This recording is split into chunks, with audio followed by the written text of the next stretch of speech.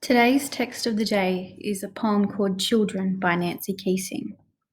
Our learning goal is to examine texts for language and figurative devices. Let's start with our reading. Children. Long summer scorched my surfing children, catch random waves or thump in dumpers. Whirling, gasping, tossed, disjointed, I watching, fear they may be broken, that all those foaming limbs will never reassemble whole together, or under such a peaceful sky.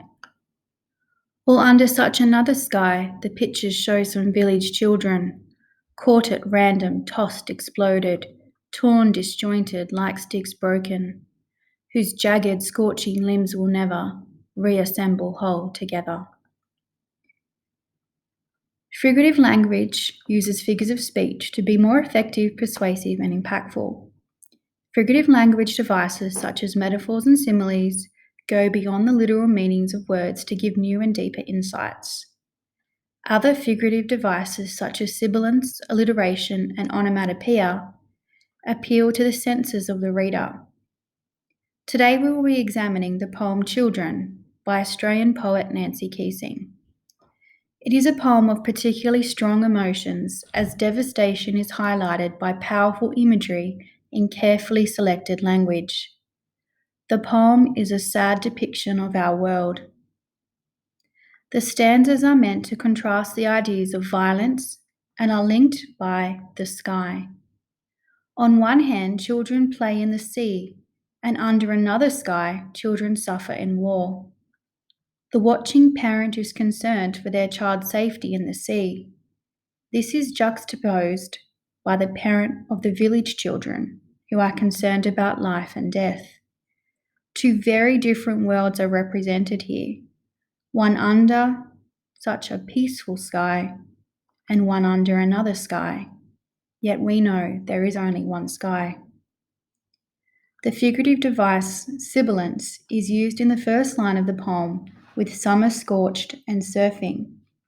The hissing sound created by the repetition of the S sound in this instance helps to slow the reader down and encourages them to pay attention to the language. Remember, sibilance is the repetition of the S sound, not the repetition of the letter S, so read poetry carefully. Also, sibilance doesn't depend on where the S sound occurs within words or sentences, as long as they are relatively close together. Another example of sibilance in the poem is the third line, gasping, tossed, disjointed, and lines 10 and 11, tossed, exploded, disjointed, like sticks broken. The deliberate language choices in the first stanza, alluding to the sea, surfing, waves, dumpers, foaming, are in stark contrast to the language choices used in the last stanza, exploded, torn, jagged, scorching limbs, which allude to war. It is also interesting that both the first and last stanzas use the word scorching, but use it in completely different contexts. In the first stanza, we are given the image of a scorching or hot Australian sun, while in the last stanza, the use of the word scorching refers to the burning limbs of victims of war. Perhaps the most powerful image in this poem, which is full of vivid imagery, is the simile, like sticks broken. It is not hard to imagine a pile of broken sticks in the bush, but when we are forced to compare this idea to victims of war, the poet has truly made us stop and assess the world in which we live.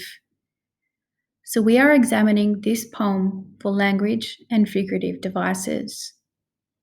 There are other examples of devices in this poem that I've not yet mentioned. I would like you to have a go now and see if you can find examples of assonance and onomatopoeia. Please read the poem through carefully. Think about the subject matter.